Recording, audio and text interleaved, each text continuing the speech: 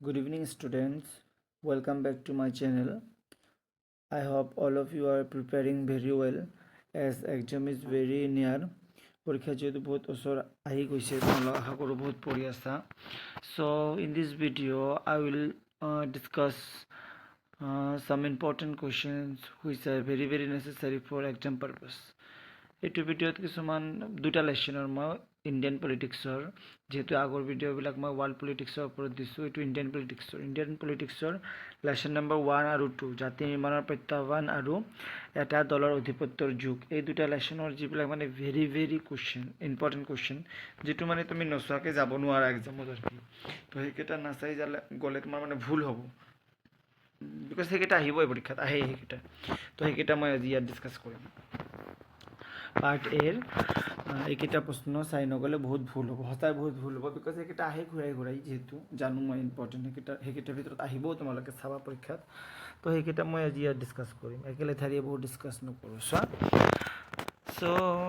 চোৱা প্ৰথমে মই জাতি নিৰ্মাণৰ প্ৰত্যাহ্বানৰ কথাটো কৈছোঁ জাতি নিৰ্মাণৰ প্ৰত্যাহ্বানৰ পৰা তোমালোকে কি চাব লাগিব কোনটো তোমালোকৰ কাৰণে ইম্পৰ্টেণ্ট হ'ব জাতি নিৰ্মাণৰ প্ৰত্যাহ্বানত চোৱা কি কৈছে যে শৰ্ট কুৱেশ্যনটো ঢেৰ আছে আৰু শৰ্ট কুৱেশ্যনবোৰ ঘূৰাই আহিও থাকে মেইনলি আগত বৰ্ড কুৱেশ্যনকেইটা কৰি দিওঁ মই তাৰপিছত শৰ্ট কুৱেশ্যনকেইটাত যাম আমি বিকজ বৰ্ড কুৱেশ্যনকেইটা বেছি ইম্পৰ্টেণ্ট বৰ্ড কুৱেশ্যনকেইটা তোমালোকে যিহেতু শৰ্ট কুৱেশ্যন জানাই তোমালোকে বা পাৰিবাও আৰু নোৱাৰিলেও 1-2 মাৰ্কহে যায় কিন্তু বৰ্ড কুৱেশ্যনকেইটা নোৱাৰিলে একদম 6 মাৰ্ক 5 মাৰ্ক গুচি যায় তো সেই বৰ্ড কুৱেশ্যনকেইটাত অলপমান ইম্পৰ্টেণ্ট দিয়া বৰ্ড কুৱেশ্যনৰ ভিতৰত তোমালোকে যিটো লেশ্যনটোৰ নামেই হৈছে জাতি নিৰ্মাণৰ প্ৰত্যাহ্বান তো মেইন বৰ্ড কুৱেশ্যনটোৱে তোমালোকে চাবা যে জাতি নিৰ্মাণৰ প্ৰত্যাহ্বানসমূহ আলোচনা কৰা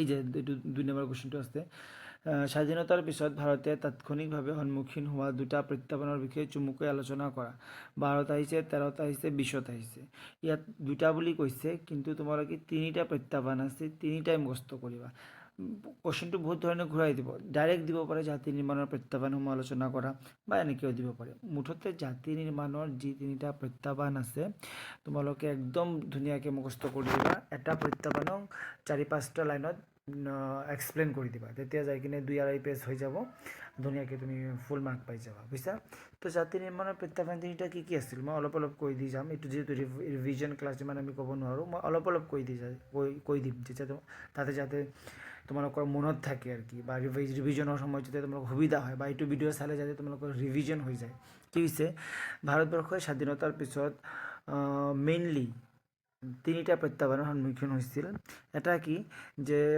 এই বিশাল ভাৰতবৰ্ষখনত যে বৈচিত্ৰ্যপূৰ্ণ ভাৰতবৰ্ষখনত ঐক্য স্থাপন কৰা যে বৈচিত্ৰ্যৰ বুকুত ঐক্য স্থাপন কৰাটো ভাৰতবৰ্ষৰ কাৰণে সঁচাই এটা কি আছিল চেলেঞ্জ আছিল এটা প্ৰত্যাহ্বান আছিল যে ইমান জাতি ধৰ্ম বৰ্ণ ভাষাৰ বিভিন্নতাৰ মানুহ ভাৰতবৰ্ষত বসবাস কৰে সবক আমি কেনেকৈ এক কৰি ৰাখিম despite of having so' much of diversities আমি কেনেকৈ মানুহবোৰক বুজাই উঠিম যে উই অল আৰ ইণ্ডিয়ান আমি সব ভাৰতীয় সেইটো এটা ডাঙৰ প্ৰত্যাহ্বান আছিল সেইটো কি আছিল নম্বৰ 1 প্ৰত্যাহ্বান আছিল তাৰপিছত চোৱা 2 নম্বৰ প্ৰত্যাহ্বান ভাৰতবৰ্ষই কি সন্মুখীন হৈছিল ভাৰতবৰ্ষৰ 2 নম্বৰ প্ৰত্যাহ্বান যিটো আছিল সেইটো আছিল যে সংবিধানে প্ৰদান কৰা গণতন্ত্ৰৰ বহল অৰ্থক বাস্তৱায়িত কৰা আমি জানো আমাৰ সংবিধান 1950ত কি কৰা হৈছে আমাৰ সংবিধানখন গ্ৰহণ কৰা হৈছে সংবিধানখনত এইটো কথা কোৱা আছে যে India is a democratic country but অকল সংবিধানত কোৱা থাকিলে নহ'ব না সেইটো প্ৰেক্টিকেলি বা ফিল্ডত সেইটো এক্সিকিউট হ'ব লাগিব সেইটো আমি চাব পাৰিব লাগিব চ' ডেমক্ৰেচি মানে কি গণতন্ত্ৰ মানে কি এইটো ভাৰতৰ নিচিনা এটা কাণ্ট্ৰিৰ ইমান লাৰ্জ পপুলেশ্যনক বুজাই উঠাটো বহুত কি আছিল টান আছিল বিকজ ইণ্ডিয়াত চোৱা সেইটো টাইমত ইলিটাৰেট মানুহৰ সংখ্যা বেছি আছিল যিসকলে ডেমক্ৰেচি মানে কি ইলেকশ্যন মানে কি কেনেকৈ ভোট দিব লাগিব এইবিলাক মানে বুজা নাছিল বা বুজিবই বা কেনেকুৱা বিকজ হাজাৰ বছৰৰ পৰা ভাৰত এটা ৰাজতন্ত্ৰ আছিল বা ইয়াত ৰজাৰ শাসন আছিল য'ত কোনোদিনো ইলেকশ্যন হোৱা নাছিল তো হঠাৎ যেতিয়া ইলেকশ্যন হৈ গ'ল তো এইটো এটা ডিফিকাল্ট আছিল তো ভাৰতবৰ্ষই স্বাধীনতাৰ পিছত সন্মুখীন হোৱা দ্বিতীয়টো প্ৰত্যাহ্বানেই আছিল যে সংবিধানে প্ৰদান কৰা গণতন্ত্ৰৰ বহল অৰ্থক বাস্তৱায়িত কৰা যদিও বা মই কওঁ যে বেছি ডিছক্ৰাইব নকৰোঁ কিন্তু মই লাহে যেতিয়া কৰা ষ্টাৰ্ট কৰোঁ তো মই ডিছক্ৰাইব কৰিয়ে দিওঁ যি হওক আৰু কি হেল্প হ'ব তোমালোকৰ কি হ'ব ৰিভিজন হ'ব যিসকলে মোৰ ক্লাছকেইটা কলেজত কৰিছিলা তোমালোকৰ চাবা ৰিভিজন হ'ব কমেণ্ট দিবাচোন তোমালোকে ৰিলেট কৰিব পাৰিছা কি পৰা নাই, মনত পৰিছে কি পৰা নাই বস্তুবিলাক যিবোৰ মই ক্লাছত কলেজত বুজাইছিলোঁ। তাৰপিছত চোৱা নেক্সট, ভাৰতবৰ্ষই জাতি নিৰ্মাণৰ প্ৰত্যাহ্বান স্বৰূপে যিটো 3 নম্বৰ প্ৰত্যাহ্বানৰ সন্মুখীন হৈছিল সেইটো আছিল যে সৰ্বস্তৰৰ মানুহৰ মংগল সাধন কৰিব পৰা এটা বিকাশ নীতি গ্ৰহণ কৰা। যে ভাৰতবৰ্ষ এটা আণ্ডাৰ ডেভেলপ কাণ্ট্ৰি আছিল, তাৰপিছত ভাৰতবৰ্ষ স্বাধীন হ'ল, 200 বছৰ ব্ৰিটিছৰ আণ্ডাৰত আছিল, ব্ৰিটিছে ভাৰতবৰ্ষক বহুত শোষণ কৰিছে। তো ইণ্ডিয়াই কেনেকুৱা ধৰণৰ এটা ডেভেলপমেণ্টেল মডেল এডপ্ট কৰিব, গ্ৰহণ কৰিব, যিটোৱে কি কৰিব ভাৰতবৰ্ষৰ প্ৰত্যেকটা স্তৰৰ মানুহক হেল্প কৰিব, whether it is a lower class, whether it is a middle class, whether it is a upper class, সব সেকশনৰ মানুহক চাব লাগিব না। গভৰ্ণমেণ্ট কি অকল আপাৰ ক্লাছৰ মানুহৰ কাৰণে নেকি, ধনী মানুহৰ কাৰণে নেকি, বা লোৱাৰ ক্লাছ মানুহৰ কাৰণে নেকি? Government has to work for the each and every section of people. Government সবৰ কাৰণে কাম কৰিব লাগিব। তো সেই ধৰণৰ এটা ডেভেলপমেণ্টেল মডেল বনোৱাটো ভাৰতবৰ্ষৰ কাৰণে এটা কি আছিল, চেলেঞ্জ আছিল। তো তোমালোকে এই 3টা প্ৰত্যাহ্বান মই কোৱাৰ কথাখিনিয়ে যদি ধুনীয়াকৈ বানাই কিনে বহলাই কিনে লিখি দিব পাৰা, you are going to get full mark, তুমি ফুল মাৰ্ক পাবা। বিকজ মই যেনেকৈ তোমালোকক ইজি আৰু চিম্পল লেংগুৱেজত বুজাই দিছোঁ তেনেকৈ কোনো কিতাপত লিখা নাই। জানাই তোমালোকে কিতাপ চাইছে পঢ়িছে, কিতাপত কিন্তু সেইধৰণে লিখা নাই। মই বস্তুবোৰ পঢ়ি কিনে বুজি কিনে ইমান বছৰ এক্সপিৰিয়েঞ্চত মই মানে হাৰ বস্তুটো তোমালোকক দি আছোঁ, মানে মেইন ইম্পৰ্টেণ্ট বস্তুকেইটা মই দি আছোঁ। তো সেইটো তোমালোকৰ বহুত হেল্প হ'ব। তাৰপিছত চোৱা নেক্সট আৰু এটা ইম্পৰ্টেণ্ট কুৱেশ্যন যিটো মানে তুমি নাচালেই নহ'ব, আহে বহুতবাৰ, যে কি ভাৰত বিভাজনৰ প্ৰক্ৰিয়াটো আলোচনা কৰা।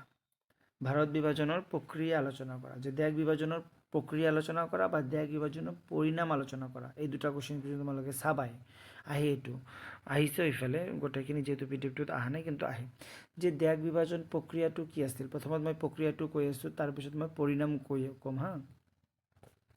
প্ৰক্ৰিয়াটো কি আছিল, মানে দেশ বিভাজন কেনেকৈ হৈছিল।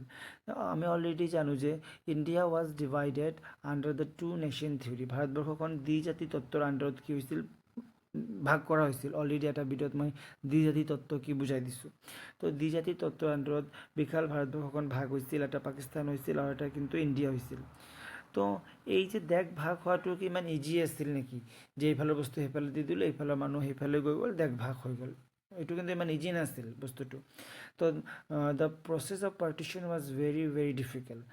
দেশ বিভাজন প্ৰক্ৰিয়াটো অত্যন্ত কি আছিল, কঠিন আছিল, বেদনাদায়ক আছিল আৰু কি আছিল, দুখজনক আছিল। বিকজ চোৱা ইণ্ডিয়াৰ বহুত মুছলিমবিলাক পাকিস্তানত গৈছিল, পাকিস্তানৰ বহুত হিন্দু মানুহ ইণ্ডিয়াত আহিছিল।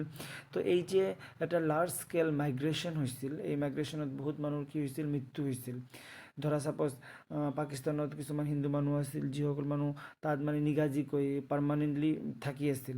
তো ইহঁত যেতিয়া হঠাৎ পাকিস্তান এৰি নিজৰ ঘৰ বাৰী বিজনেছ ৰিলেটিভ প্ৰপাৰ্টি চব এৰি ইণ্ডিয়াত আহিব লগা হ'ল, এইটো তেওঁলোকৰ কাৰণে বহুত চেলেঞ্জিং আছিল। বিকজ ইণ্ডিয়াত আহি ক'ত থাকিব, ইয়াত তেওঁলোক ক'ত ঘৰ পাব, ক'ত বিজনেছ পাব, কি কৰিব, কি খাব, তেওঁলোকৰ কাৰণে তো এভৰিথিং ৰেডি কৰি থোৱা নাছিল না। তো এই দেশ বিভাজনৰ প্ৰক্ৰিয়াটো কি আছিল, বহুত চেলেঞ্জিং আছিল। দেশ বিভাজনৰ সময়ত বহুত সমস্যাৰ সন্মুখীন হৈছিল। তো দেশ বিভাজন প্ৰক্ৰিয়াটো তোমালোকে এনেকৈ ডিছকাছ কৰি দিবা।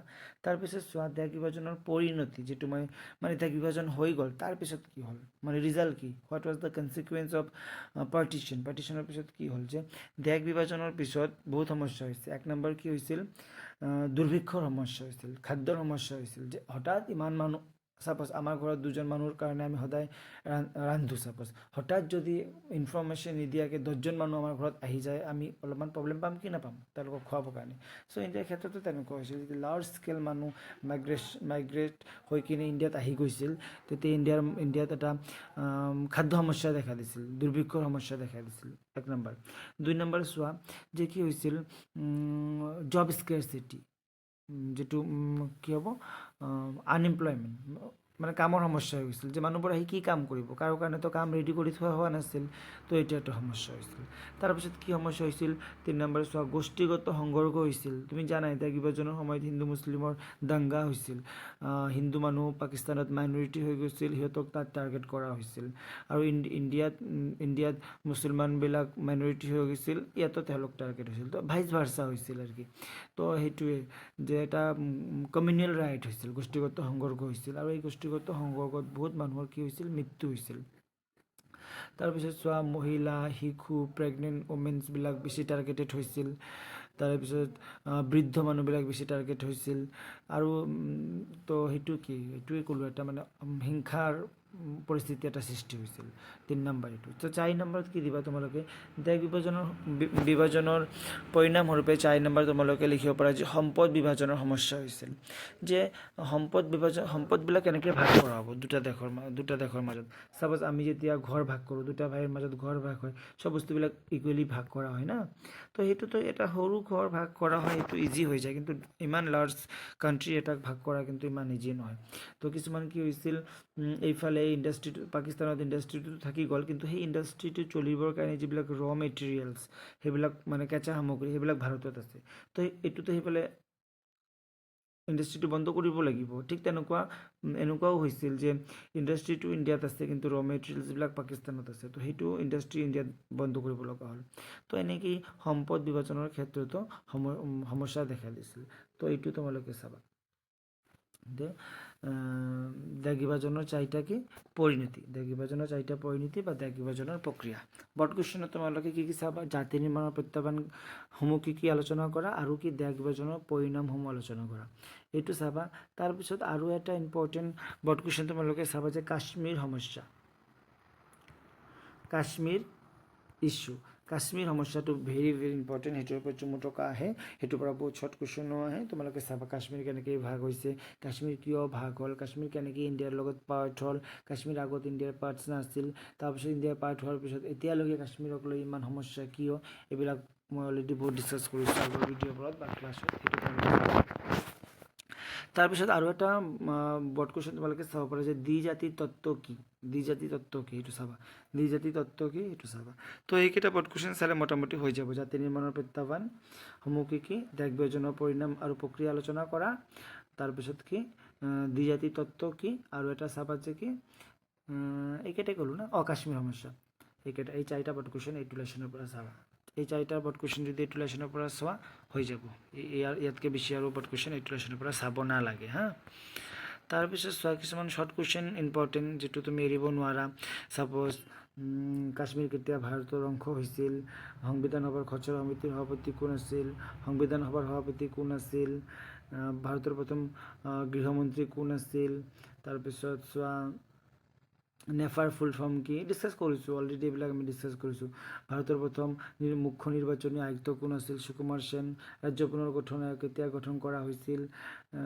ৰাজ্য পুনৰ্গঠন আয়োগৰ কিমানখন ৰাজ্য আৰু কিমানখন কেন্দ্ৰীয় শাসিত অঞ্চলৰ কথা কৈছিল এইবিলাক শ্বৰ্ট কুৱেশ্যন তোমালোকে চাবা শ্বৰ্ট কুৱেশ্যনটো বহুত আছে অলৰেডি ডিছকাছ কৰিছোঁ বেলেগ ভিডিঅ'বিলাকত তো এইকেইটা চাবা তো এইটো লেশ্যনৰ পৰা তুমি যদি এই 3টা বৰ্ড কুৱেশ্যন আৰু শ্বৰ্ট কুৱেশ্যনবোৰ চোৱা তেতিয়া হৈ যাব তুমি পাৰিবা এইটো লেশ্যনৰ পৰা প্ৰব্লেম নাই ইয়াৰ পৰা আহিব মই মানে যিমান দূৰ জানো বা যিমান দূৰ মই আইডিয়া কৰিব পাৰি আছোঁ ইয়াৰ পৰা আহিব তাৰপিছত আমি চাম নেক্সট লেশ্যনটো মই চাম হা নেক্সট লেশ্যনটো কি আছে যে এটা দলৰ অধিপত্যৰ যুগ এইটো আমি চাম এটা দলৰ অধিপত্যৰ যুগ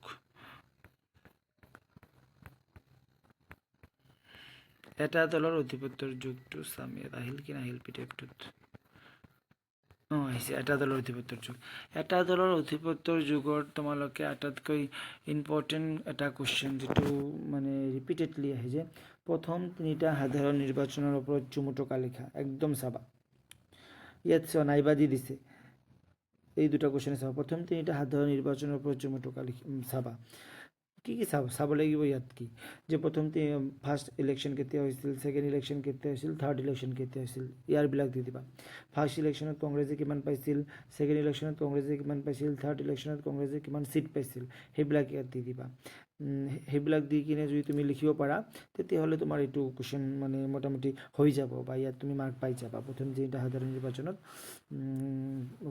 নিৰ্বাচনৰ ওপৰত চমু টকা কুৱেশ্যনটো অলপ বেলেগ ধৰণৰ আছে কিন্তু এটা আহিব পাৰে প্ৰথম 3টা সাধাৰণ নিৰ্বাচনৰ ওপৰত চমু টকা তাত তুমি খালি নিৰ্বাচন ৰিলেটেড লিখিলে হ'ল আৰু এইটো কুৱেশ্যন কি প্ৰথম 3টা সাধাৰণ নিৰ্বাচনত কংগ্ৰেছ দলৰ অধিপত্যৰ কাৰণ মানে কংগ্ৰেছে consecutively first second and third ইলেকশ্যনত কিয় জিকিছিল কাৰণবিলাক দিব লাগে এনেকৈ দিব আৰু আদাৰৱাইজ ডাইৰেক্ট সুধিব যে কংগ্ৰেছ দলৰ অধিপত্যৰ কাৰণ আলোচনা কৰা ইলেকশ্যন নক'ব ডাইৰেক্ট কাৰণ আলোচনা কৰা চ' এনচাৰবিলাক কিন্তু ছেমে হ'ব ছেম হ'ব এনচাৰবিলাক। এতিয়া মই সেইটো কৈ দিওঁ, প্ৰথম তিনিটা সাধাৰণ নিৰ্বাচনত কংগ্ৰেছ দল কিয় মানে একেলেঠাৰিয়ে 15 বছৰ ৰাজত্ব কৰিব পাৰিছিল। এক নম্বৰ এইকাৰণে যে কংগ্ৰেছ দলৰ ওপৰত মানুহৰ বিশ্বাস আছিল। কংগ্ৰেছে দেশ স্বাধীনতা আন্দোলনত মানে বহুত কণ্ট্ৰিবিউশ্যন আছে, বহুত সিহঁতৰ অৱদান আছে, তাৰ কাৰণে মানুহে একদম চকু বন্ধ কৰি কংগ্ৰেছক ভোট দিছিল, বিশ্বাস কৰিছিল, সেইকাৰণে কংগ্ৰেছ জিকিছিল। ছেকেণ্ড কাৰণ হৈছে যিমান তুমি চোৱা আমাৰ যিমান মানে ইনফ্লুৱেঞ্চিয়েল লিডাৰ বা ফ্ৰীডম ফাইটাৰ্ছ চব কোনটো দলৰ আছিল, কংগ্ৰেছৰ আছিল।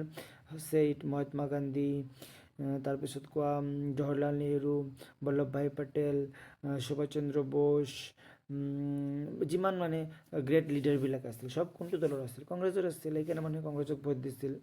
লিডাৰ চাইতো মানুহে পাৰ্টিক ভোট দিয়ে না, সেইকাৰণে কংগ্ৰেছক ভোট দিছিল। সেইকাৰণে কংগ্ৰেছ প্ৰথম তিনিটা সাধাৰণ নিৰ্বাচনত জিকিছিল। থাৰ্ড নাম্বাৰ চোৱা, থাৰ্ড নাম্বাৰ কংগ্ৰেছে এইকাৰণেই তিনিটা ইলেকশ্যন একেলেঠাৰে জিকিছিল যে কংগ্ৰেছৰ যিটো এটা ষ্ট্ৰাকচাৰেল ৱাৰ্ক মানে অৰ্গেনাইজেশ্যনেল ৱাৰ্ক, যিটো মানে সাংগঠনিক কাৰ্যকলাপ আছিল, সেইটো বহুত ভাল আছিল কংগ্ৰেছৰ। একদম ৰুট লেভেলৰ পৰা একদম আপাৰ লেভেললৈকে, চেণ্ট্ৰেল লেভেললৈকে সিহঁতৰ এটা ভাল ষ্ট্ৰং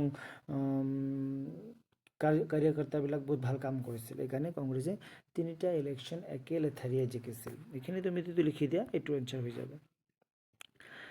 এইটো পাৰ্টৰ পৰা আৰু এটা বৰ্ড কুৱেশ্যন তুমি চাবা যে ভাৰতীয় দলীয় অৱস্থাৰ বৈশিষ্ট্য কি। এই যে এইটো চাবা, ভাৰতীয় দলীয় অৱস্থাৰ বৈশিষ্ট্য কি। ভারতীয় দলীয় অবস্থার বৈশিষ্ট্য কি। ভারতীয় দলীয় অবস্থার চারিটা বৈশিষ্ট্য লিখা, প্রকৃতি লিখা এক। যে ভারতীয় দলীয় কি কি আছে, ভারতত একদলীয় অবস্থা আছে, 1 নম্বৰ লিখিবা। 2 নম্বৰ লিখিবা ভাৰতত সাম্প্ৰদায়িক ভিত্তিত দল গঠন কৰা হয়। 3 নম্বৰ লিখিবা ভারতত যদিও বা একদলীয় অবস্থা বহুদলীয় কি কৈ আছো, একদলীয় নহয় ৰে সৰি, বহুদলীয় অবস্থা। ভাৰতত বহুদলীয় অবস্থা আছে, 1 নম্বৰ লিখিবা। 2 নম্বৰ লিখিবা ভাৰতত সাম্প্ৰদায়িক ভিত্তিত দল আছে। 3 নম্বৰ লিখিবা ভাৰতত যদিও বা বহুদলীয় অবস্থা আছে কিন্তু আমি এটা দলৰ অধিপত্যৰ যুগ দেখা পাওঁ ভাৰতবৰ্ষত। তাৰপিছত লিখিবা ভাৰতত আঞ্চলিক দলৰ কি আছে, গুৰুত্ব আছে ভাৰতীয় ৰাজনীতিত। তো এই চাৰিটা যদি তুমি লিখি দিয়া হৈ যাব। তো বৰ্ড কুৱেশ্যনৰ ভিতৰত এইটোৱে চাবা যে দলীয় অৱস্থাৰ বৈশিষ্ট্য কি, কংগ্ৰেছ দলৰ অধিপত্যৰ কাৰণ, প্ৰথম তিনিটা সাধাৰণ নিৰ্বাচনৰ ওপৰত চুমু টকা। এইকেইটা বৰ্ড কুৱেশ্যন তুমি ইয়াৰ পৰা চাব পাৰা। তাৰপিছত শৰ্ট কুৱেশ্যনৰ ভিতৰত তুমি চাবা যে EVM কেতিয়া ফাৰ্ষ্ট ইউজ কৰা হৈছে, জানাই তোমালোকে কৈছোঁ। নিৰ্বাচন আয়োগ কেতিয়া গঠন কৰা হৈছে, দুটা সৰ্বভাৰতীয় ৰাজনৈতিক দলৰ নাম কৈছোঁ, সিহঁতৰ ৰাজনৈতিক দলৰ নাম আহিব আৰু সিহঁতৰ প্ৰতীক চিহ্নৰ নাম আহিব। সাপোজ তুমি যদি কংগ্ৰেছ লিখা তেতিয়া লিখিব লাগিব হাত, BJP লিখিলে লিখিব লাগিব লোটাছ, এনেকৈ আহিব। আৰু এইটোতো ইভাৰগ্ৰীণ কুৱেশ্যন, মই কৈয়ে থাকোঁ, সদায় আহি থাকে। 1914, 19, 22 আৰু পিছতো আহিছে যে জাতিসংঘ কেতিয়া গঠন কৰা হৈছিল, জাতিসংঘ প্ৰতিষ্ঠাপক সভাপতি 1951 গঠন হৈছিল। প্ৰতিষ্ঠাপক সভাপতি হৈছে শ্যামা প্ৰসাদ মুখাৰ্জী, জানা এইটো কৈছোঁ, বহুতবাৰ ডিছকাছ কৰিছোঁ। তাৰপিছত চোৱা প্ৰথম নিৰ্বাচন আয়ুক্ত কোন আছিল, সুকুমাৰ সেন। নিৰ্বাচন আয়োগ কেতিয়া গঠন কৰা হৈছিল, 1950, এইবিলাকতো জানাই। এটা দলৰ অধিপত্যৰ যুগ কৈছোঁ, দ্বিজাতিত্ব মই সেইটো লেশ্যনতো কৈ দিলোঁ অলৰেডি। বিৰোধী দলৰ ভূমিকা এইটো জানাই তোমালোকে। তো এইটো লেশ্যনৰ পৰা এইকেইটা চাবা আৰু কি তোমালোকে। স্বাধীনতাৰ আগত গঠন হোৱা দুটা ৰাজনৈতিক দলৰ নাম কি আছিল, কংগ্ৰেছ স্বাধীনতাৰ আগত গঠন হৈছে। আৰু কি স্বাধীনতাৰ আগত আৰু কি গঠন হৈছে, আৰু এটা কি মুছলিম লীগ স্বাধীনতাৰ আগত গঠন হোৱা ৰাজনৈতিক দল। তাৰপিছত হিন্দু মহাসভা স্বাধীনতাৰ আগত গঠন হোৱা ৰাজনৈতিক দল। দুটা আঞ্চলিক ৰাজনৈতিক দলৰ নাম জানাই তোমালোকে, BPF, অগপ, এইবিলাক আঞ্চলিক ৰাজনৈতিক দল। ৰাজাগোপালাচাৰী কোন আছিল, ৰাজাগোপালাচাৰী আছিল স্বাধীন ভাৰতৰ প্ৰথম কি ভাইচৰয় আছিল বা গভৰ্ণৰ আছিল। স্বতন্ত্ৰ দলৰ দুটা আদৰ্শ এইটো চাবা। NDA ফুল form national Democratic alliance, discuss কৰিছোঁ।